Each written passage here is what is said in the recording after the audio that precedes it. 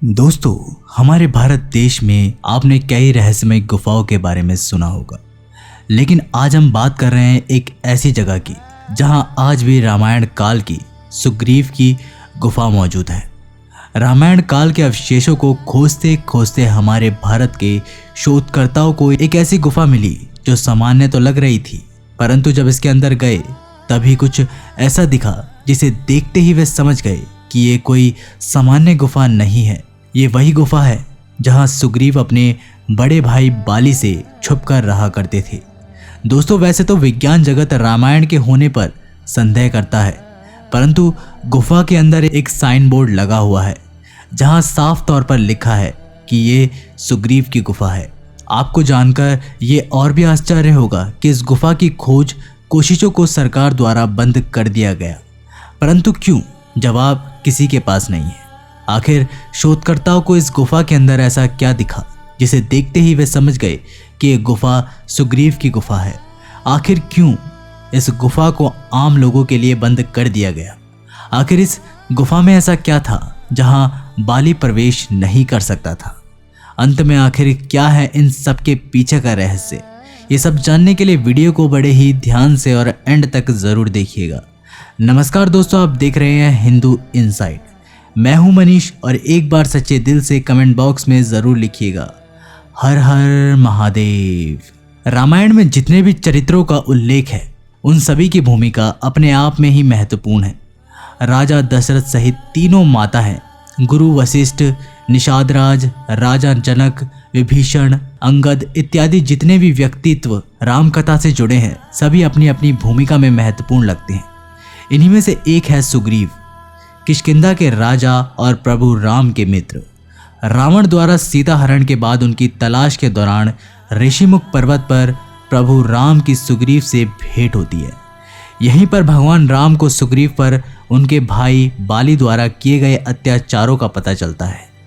भगवान राम सुग्रीव को अपना मित्र मानकर उन्हें बाली की तरफ से मुक्त करवाने का वचन देते हैं और उन्हें किष्किंधा का राजा घोषित करते हैं। माना जाता है कि रामायण में जिसका उल्लेख है वह कर्नाटक प्रदेश के हम्पी शहर में है।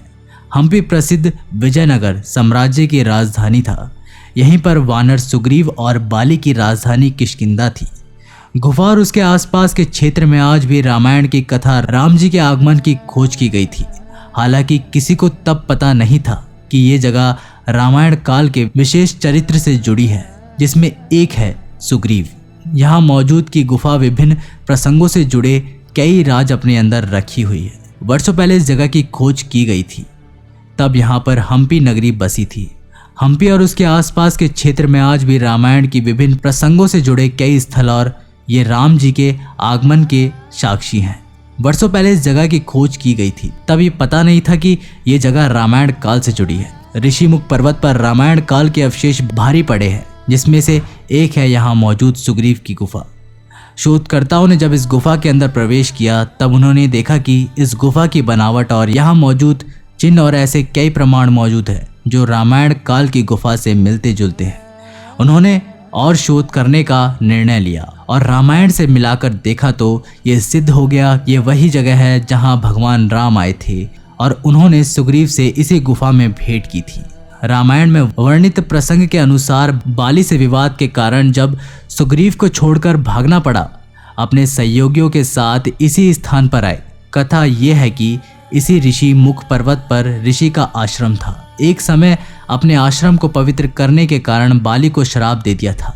उसी श्राप के अनुसार जैसे ही इस क्षेत्र में प्रवेश करेगा उसकी मृत्यु हो जाएगी। यही कारण था कि सुग्रीव के लिए छिपने की दृष्टि से ये स्थान सबसे उपयुक्त था। इस गुफा में श्री राम रहे हैं और आज भी जिनकी पूजा की जाती है। ऐसी बहुत सारी चीजें हैं जो रामायण से जुड़ी है। यहाँ कुछ ऐसी भी गुफाएं हैं जो सरकार द्वारा बंद कर दी गई हैं, परंतु क्यों, इसका सटीक जवाब किसी के पास नहीं है। तुंगभद्रा नदी के तट पर बसा ये क्षेत्र बहुत ही मनोरम है। यहाँ आज भी ऐसा प्रतीत होता है जैसे रामायण के कालखंड में आ गए हों। यहाँ की भौगोलिक दृश्य में आज भी अधिक परिवर्तन नहीं आया है। तो दोस्तों, आप लोगों का क्या कहना है इसके बारे में? हमें कमेंट बॉक्स में ज़रूर बताइएगा।